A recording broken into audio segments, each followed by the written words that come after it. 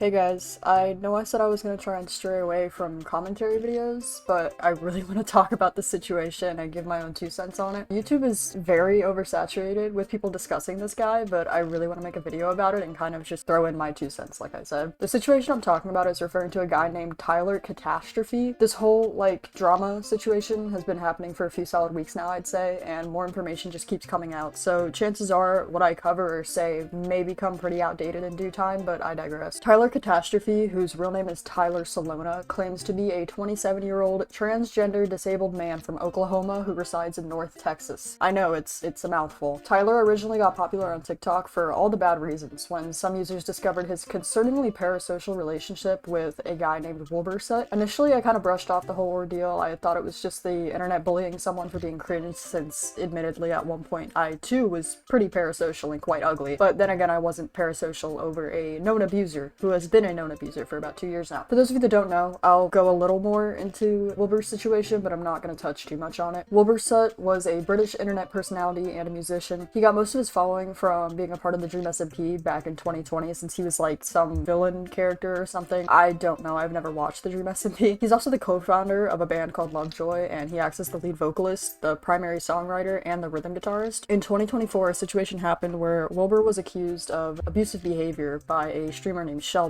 One of the big things was that he bit her after she said a safe word and he completely ignored it. Now, in my honest opinion, as a grown adult both now and when the situation happened, I think both parties did something wrong there. Shelby should have never accused Wilbur for the first time on stream, knowing her viewer base mostly consisted of younger teenagers who didn't know the severity of the accusations. And when Wilbur made his apology, he should have directly apologized to Shelby. Instead, he apologized to his fans. I'm not going to go too deep into that situation. That's about all I'm going to say on it. That's a brief summary. But like I said, Shelby bringing the accusations up in a live stream was not the correct way to go about it, and that's why there are so many Wilbur apologists out there, including Tyler. Like I had previously mentioned, Tyler is concerningly parasocial with Wilbur, so much so that he wants to move to the UK, in Brighton specifically, so that he can be closer to Wilbur. And yes, Wilbur does live in Brighton. Tyler claims it was because he had a job opportunity in the UK that fell through, but he got to visit it before his job went to shit, and he said it was beautiful and he would love to live there, which in my opinion is a valid reason, but I have a sneaking suspicion he's lying about his intentions on moving. Actually, I feel like he's lying about a lot of things, but I'll talk about that near the end of the video. He even started a GoFundMe to, quote, escape Texas. Listen, I have my own political opinions, and I feel like YouTube is not the proper place for me to discuss them, but with that being said, what the fuck do you mean escape Texas? He claims to, quote, fear for his safety in his GoFundMe. Personally, I think it's a privilege to be able to post shit like that without facing any sort of legal repercussions. I already made a video talking about North Korea and their practices if you want to go check it out. In the hypothetical situation that Tyler was from North Korea, if he even uttered a word to someone on the street about hating his country, he and his entire bloodline would be executed. But hey, what do I know? That's not the point of this video. Tyler gained a lot of traction from a now deleted video where he claimed he had been in love with Wilbur Soot for 7 years. As I had mentioned before, I thought this was just people bullying someone for being cringe, but when I actually saw the video he posted, everything kind of made sense. He claimed that he was extremely hot, and fuck. He claimed that he was extremely hot, and that if Wilbur got to know him, that he'd for sure want to date him, despite Wilbur's known relationships only being women, but that's besides the point. He also took the time to defend Wilbur, which is just wrong, considering Wilbur literally admitted to doing the things he was accused of. He also,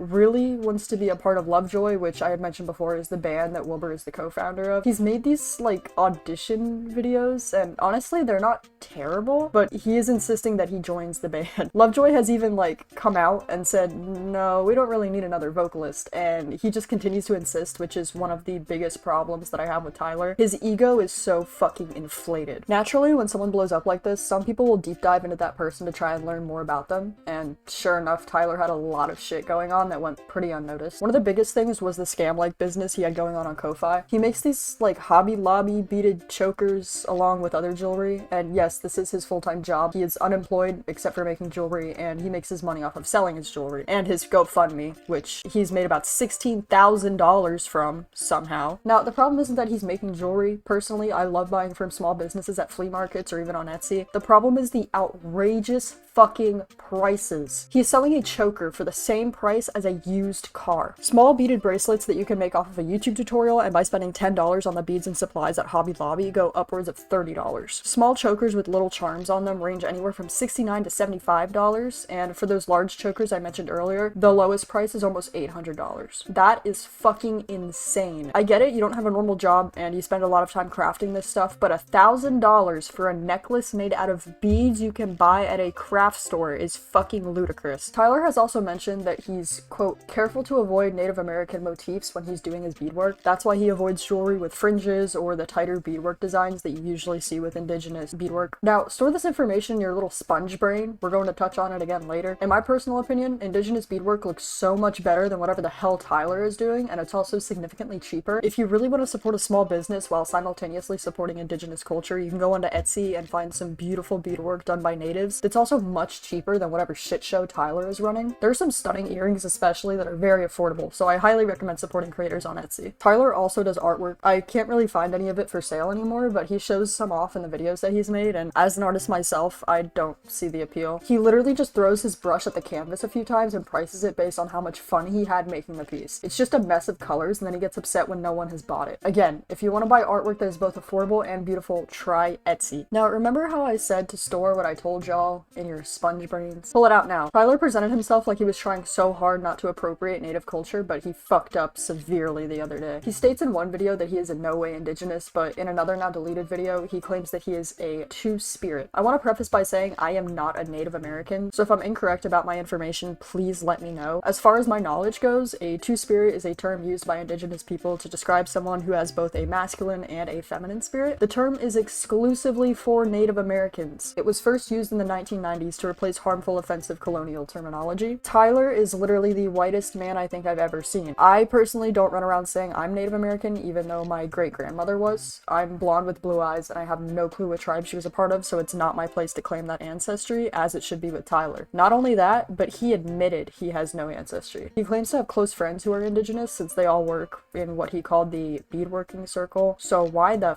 fuck did he think saying that was okay? Tyler has done a lot more stuff than this. Honestly, I can't even research everything, so I might make a part 2 depending on how well this video does, but like I said, YouTube is really oversaturated with this content. I feel like now is also a good time to throw in my own 2 cents. We are quite literally in real time watching a locale be born. This is exactly the pattern they follow. They do something controversial and there's a lot of hype where people are extremely frustrated and upset. Once the hype dies down, but the person is still present on social media, they pretty much just become a fucking punching bag. Everyone starts taking things they say less and less seriously until it's all just jokes and bullying. All of the bad things the now locale is doing just become funny. Nobody takes what they have to say seriously anymore. Think about Nova Online, for example. He's done some genuinely bad things, like talking to little kids, but nobody takes it seriously anymore. These are real people who actually behave like this in real life. It's not played up for the cameras. That's someone's actual behavior that isn't being held accountable, and the same thing is going to happen to Tyler. It's especially worse when someone is being hurt by the situation, which in Tyler's case is the many indigenous tribes he's disrespecting by wanting to play pretend. I know I'm kind of like contradicting myself by saying this, but literally all you have to do is not interact. Don't support his business, don't comment, don't make reaction videos. Another thing I've noticed about Tyler as well that I just have to mention, y'all definitely had or have that kid in school that just lies about everything for attention. That's Tyler, except he never grew out of it. I think he's realizing the attention he's getting and he's capitalizing off of it. He claims to be related to like Edgar Allan Poe along with a bunch of other historical figures that are not related to each other whatsoever. He's making these outlandish comments and claims for attention. It's honestly really disheartening to see this locale trend continue to happen, but it's probably not going to end anytime soon. Closing remarks, support small creators that actually have reasonable prices and don't give Tyler the attention he wants. Oh, and subscribe.